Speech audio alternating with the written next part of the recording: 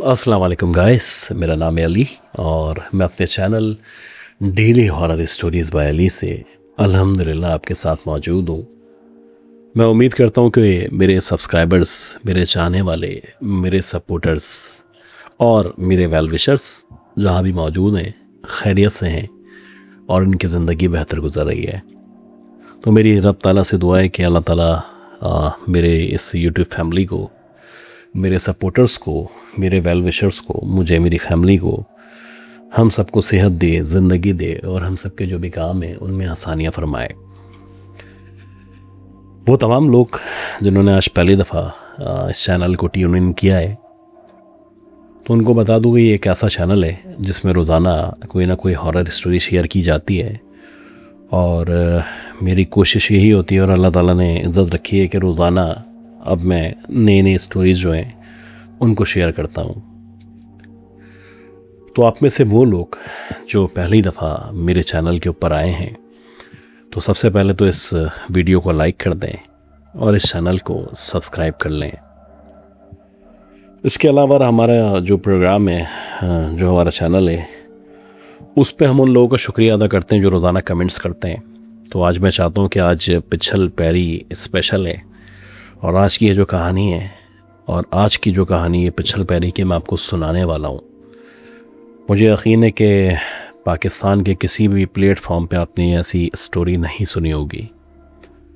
तो अगर आप ऐसी जगह मौजूद हैं जहाँ पे शोर शराबा है, जहाँ पे प्राइवेसी नहीं है, तो आप ऐसी जगह पे आ जाएं जहाँ पे खामोशी हो, जहाँ पे मैं हूँ, आप हो और मेरी ये कहानी हो, क्योंकि आज की जो हॉरर स्टोरी है ये आपकी रात की नींद उड़ा देगी। उससे पहले कि हम अपनी स्टोरी की तरफ बढ़ें, मैं शुक्रगुज़ार हूँ यासिर भाई का, शमीम अख्तर साहिबा का, नाजिया सलीम साहिबा का, आसिफ खान साहब का, जमील भाई का और मुस्तफ़ा अली दार मकबूजा कश्मीर से हैं, बहुत शुक्रिया। फ़हद ख़ान साहब का, जमील भाई का और उबैद फ़ज़ल साहब का, सनी साहब का, अदील साहब का, मलिक जमशेद इकबाल साहब का, मिसेज़ राशिद का, उमैर इब्न हसन का और अतिया मसूद साहिबा का, हारून नज़ीर साहब का, ख्वाजा बिलाल साहब का, जैन भाई का और इसके अलावा तस्लीम कौसर साहिबा, सबा अली साहिबा का, नाजिया सलीम और जारिश शहजाद साहिबा का। ये वो लोग थे जिन्होंने गुज़िश्ता जो एपिसोड थी उस पर कमेंट्स किए थे और अगर किसी का नाम रह गया तो मैं एडवांस में माफ़ी चाहता हूँ।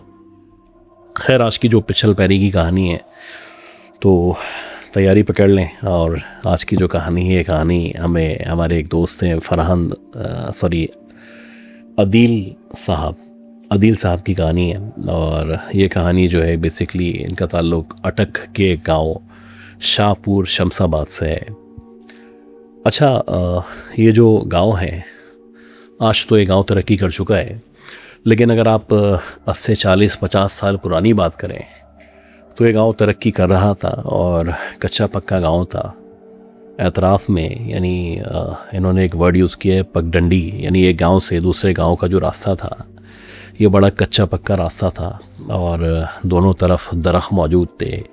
उसके बाद खेत थे और खेतों के अलावा एक गांव से दूसरे गांव अगर आपको जाना होता तो बड़ा तवील डिस्टेंस था और जैसे कि गांव का सेटअप होता है, कोई ख़ास इंफ्रास्ट्रक्चर नहीं था, लाइट्स मौजूद नहीं थी, हालात बहुत ख़राब थे और ज़्यादा पॉपुलेशन नहीं थी।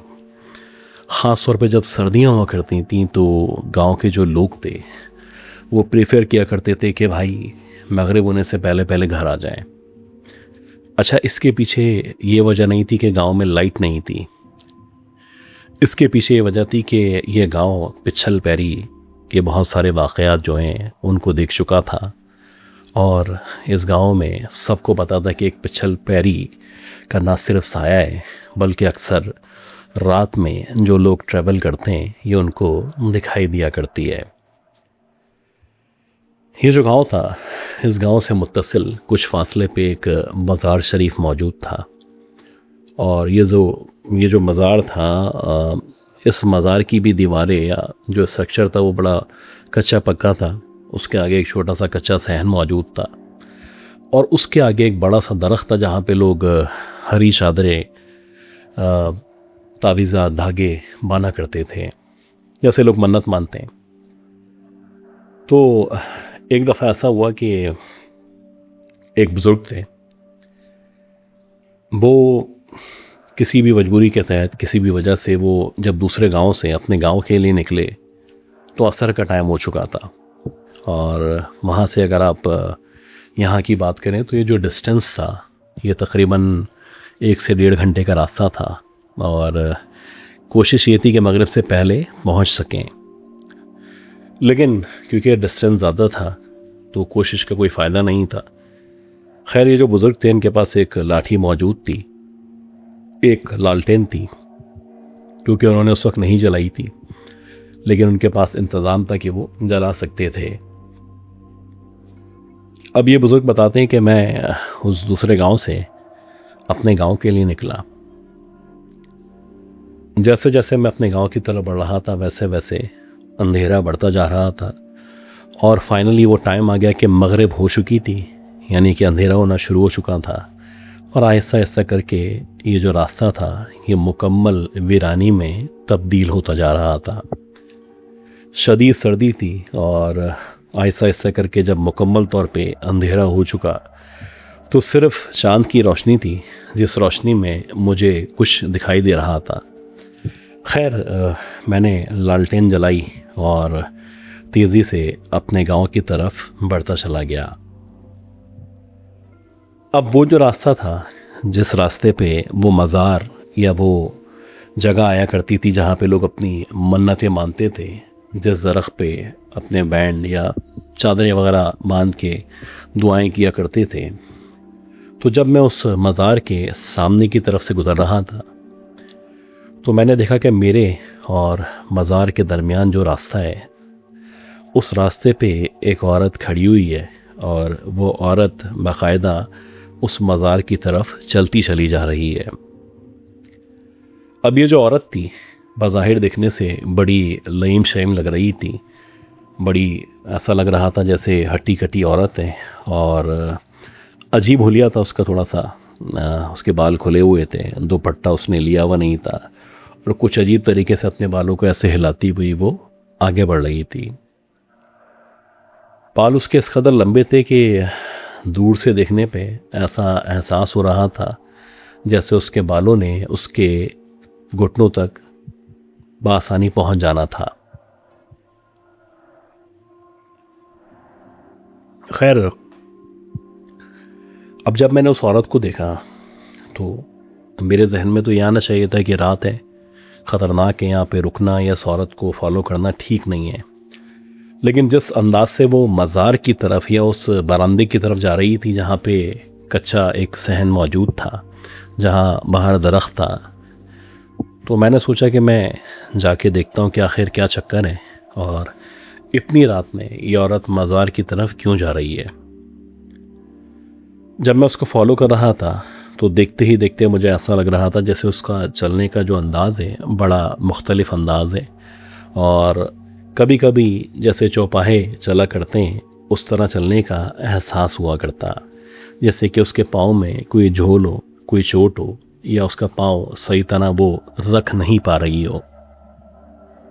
इसी दौरानी में जबकि मैं उसको फॉलो कर रहा था वो उस सहन के अंदर दाखिल हो गई जिस सहन से आगे जाके मज़ार मौजूद था।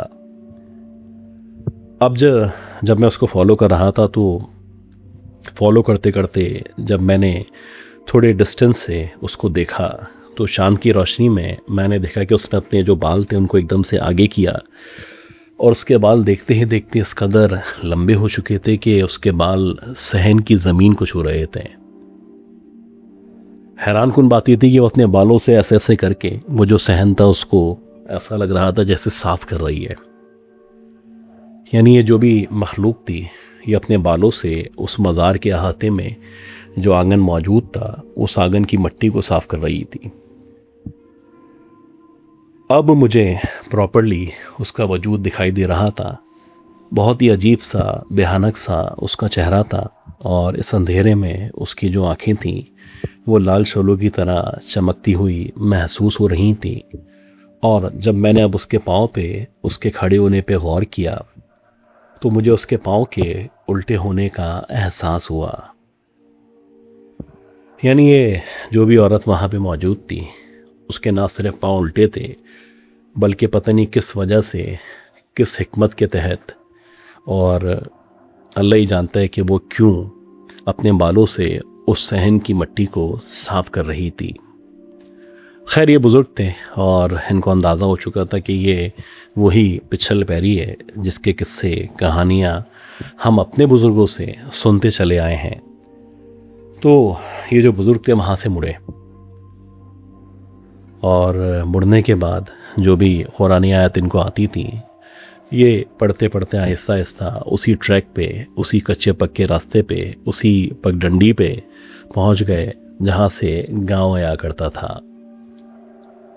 ये बुज़ुर्ग बताते हैं कि पूरे रास्ते मुझे छन छन छन ऐसे आवाज़ आती रही और अब ऐसा लग रहा था जैसे उस चुड़ैल ने मुझे फॉलो करना शुरू कर दिया है। हालांकि शुरू में मैं उसके पीछे गया था, लेकिन शायद उसको अब अंदाज़ा हो चुका था कि मैं डर चुका हूँ। और जब आपको ये पता हो कि सामने वाला डर रहा है तो आप उसको मज़ीद डराने की कोशिश किया करते हैं। तो वैसे ही कुछ पिछल पैरी या चुड़ैल के मामले में हुआ करता है। चुड़ैलों के बारे में कहा जाता है कि ये इंसानों को डराती हैं और सिर्फ डरा सकती हैं, कि इनको कोई नुकसान नहीं पहुंचा सकती। खैर ये जो भी बुज़ुर्ग थे ये बताते हैं कि मैं चलता हुआ आहिस्ता आहिस्ता जैसे तैसे करके अपने गांव पहुंच गया। अब गांव पहुंच गए तो वहां पहुंचने के बाद वैसे ही उनकी तबीयत ख़राब हुई, और ना सिर्फ तबीयत ख़राब हुई बल्कि एक हफ्ते तक वो शदीद बुखार का शिकार रहे। इसी तरह ये जो गांव था, इस गांव के अंदर एक और बात ये भी थी, एक और किस्सा ये भी मशहूर था कि एक दफ़ा ऐसा हुआ कि शदीद गर्मी हो रही थी और जून जुलाई का टाइम चल रहा था।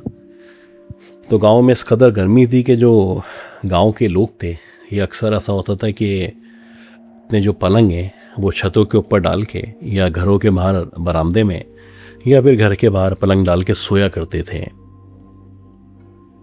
तो वैसे ही गांव का एक आदमी था और वो सो रहा था, और सोते सोते जब उसको शदीद गर्मी लगी तो उसने सोचा कि इस गर्मी से बचने के लिए मैं उठूं, थोड़ा पानी वगैरह पीऊं और पानी अपने मुंह पे डाल लूं। अब वो बताते हैं कि जब मैंने उठने के बाद घड़े के पास जाके पानी वगैरह निकाला, पानी पिया और अपने मुंह पे डाला तो मुझे और बेचैनी सी महसूस हुई। मुझे ऐसा लगा कि हर्ष हो रहा है और अब मेरी सांस रुकती हुई महसूस हो रही है। लिहाजा मैं किसी ऐसी जगह पे आऊँ, उस तरफ आऊँ जहाँ थोड़ी सी हवा आ जाए, जैसे कि चौराहा या ये जो पगडंडी थी, ये जो रास्ता था जो कि गांव का कच्चा पक्का रास्ता था जिसके दोनों अतराफ में दरख्त मौजूद थे, खेत मौजूद थे। तो ये वहाँ पे आके खड़ा हो गया।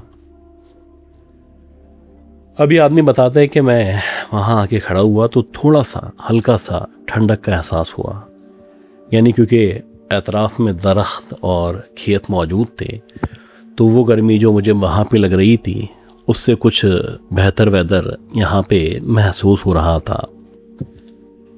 खैर ये बताता है कि मैं वहाँ पे आके खड़ा हुआ, मेरे हाथ में हाथ का जो फंका होता है वो मौजूद था और मैं ऐसे ऐसे अपने आप को हवा जल रहा था। इसी दौरानिए में मुझे आहिस्ता आहिस्ता करके किसी के कदम रखने की आवाज़ आना शुरू हुई। ऐसा लग रहा था जैसे कोई मुसलसल ज़ोर ज़ोर से चलता हुआ मेरी तरफ बढ़ता चला आ रहा है,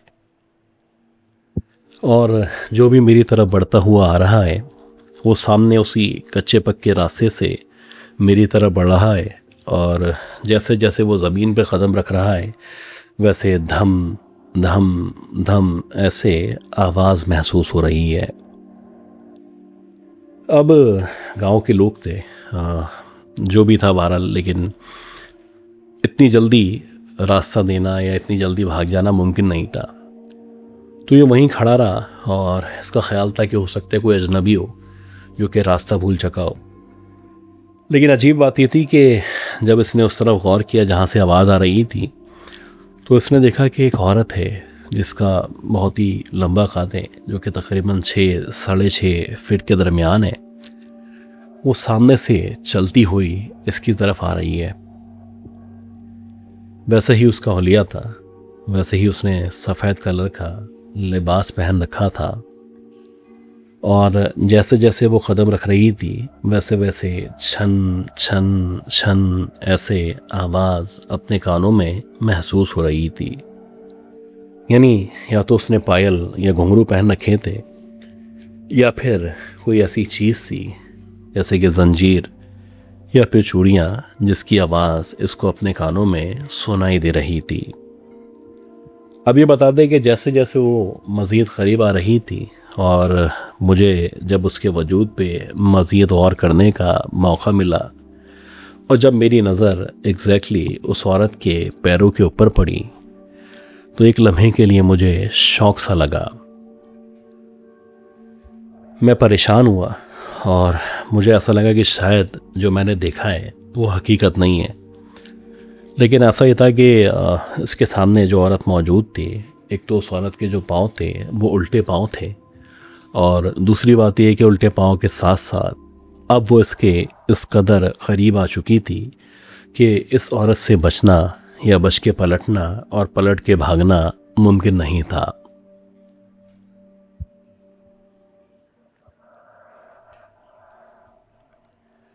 अब ये बताते हैं कि जब मेरी हालत और ख़राब हुई और मुझे यकीन हो चला कि ये वही पिछल पैरी है जो कि अक्सर हमारे गांव में नज़र आया करती है, और मेरे पास इतना टाइम भी नहीं है कि मैं भाग सकूं। और हकीकत यह है कि इस तरह के मामलात में इतनी आसानी से भागना मुमकिन नहीं होता। तो इसको जो भी कुरानी आयत सूरतें आया करती थी, ये बताता है कि मैंने उनकी तिलावत करना शुरू कर दी। अब जैसे जैसे मैं तिलावत कर रहा था तो ऐसा लग रहा था जैसे उसकी जो रफ़्तार है वो थमती हुई पीछे होती जा रही है, उसकी रफ़्तार रुकती जा रही है। और एक लम्हा ऐसा आया कि वो प्रॉपरली एक जगह आके रुक गई। अब जब वो रुकी तो रुकने के बाद वो शदीद गुस्से की हालत में मुझे देख रही थी, जैसे कि उसको मेरा ये तिलावत करना पसंद नहीं आया हो। खैर, ये बता दें कि जब वो रुकी तो उसके बाद मैं पलटा, और पलटते हुए मैंने ज़ोर ज़ोर से आयतुल कुर्सी पढ़ना शुरू कर दी। अब यहाँ से जो उसके घर का या दरवाज़े का डिस्टेंस था वो मुश्किल से 1 मिनट का होगा। ये बताता है कि 1 मिनट का रास्ता मैंने 30-40 सेकंड में अबूर किया, और जल्दी से अपने घर के अंदर आके मैंने दरवाज़ा लॉक कर लिया। खैर, जब इसने दरवाज़ा लॉक किया तो काफ़ी देर तक ऐसा लगा जैसे कोई नॉक कर रहा है या इसको इसके नाम से पुकार रहा है। खैर, ये पूरी रात जो भी कुरानी आयत थी उनको पढ़ता रहा, और ये बताता है कि बिलाखिर एक वक्त ऐसा आया कि मुझे महसूस हुआ कि अब वो जा चुकी है। फिर कहीं जाके इसने सुकून का सांस लिया। अच्छा गाइस, ये जो गांव है, जिस गांव की बात की जा रही है, शाहपुर शमशाबाद, तो एक ऐसा गांव है कि अगर आप इसको वैसे भी सर्च करें, या जो लोग अटक वगैरह में रहते हैं जो पंजाब से इनका ताल्लुक़ है, तो ये एक मशहूर तरीन गांव है जिस गांव के अंदर पिछल पैरी की बेतहाशा कहानियाँ मौजूद हैं। और ये एक ऐसा गांव है कि यहाँ के बुज़ुर्ग बताया करते थे यहाँ पे पिछल पैरी होती है। तो अगर आप में से कोई भी इस गांव के बारे में जानता है, या कोई और सब्सक्राइबर ऐसा है जो अटक से ताल्लुक़ रखता हो या उसके अतराफ़ में किसी गांव से हो, तो अपनी स्टोरीज़ को मेरे साथ शेयर करें। इसके अलावा अगर आप अपनी स्टोरी शेयर करना चाहते हैं तो व्हाट्सएप नंबर मौजूद है स्क्रीन पे। आप चाहें तो अपनी आवाज़ में रिकॉर्ड कर सकते हैं, या फिर आप चाहें तो लिख के शेयर कर सकते हैं। बहरहाल, हमारा जो चैनल है ये डेली हॉरर स्टोरीज़ का चैनल है, और आप स्टोरीज़ इंशाल्लाह ताला भेजते रहें, और मैं कोशिश करूँगा कि अपनी आवाज़ में या आपकी ही आवाज़ में इनको प्ले कर सकूँ। अगली स्टोरी और अगली अपडेट तक के लिए आप अपना ख्याल रखिएगा और दुआ करेंगे अल्लाह ताला मुझे यानी सैयद उमैर अली को, मेरी फैमिली को और मेरे सब्सक्राइबर्स को, हम सबको सेहत दे, ज़िंदगी दे और हमारे कामों में आसानियाँ फरमाएँ। अपना ख्याल रखिएगा। अल्लाह हाफ़िज़।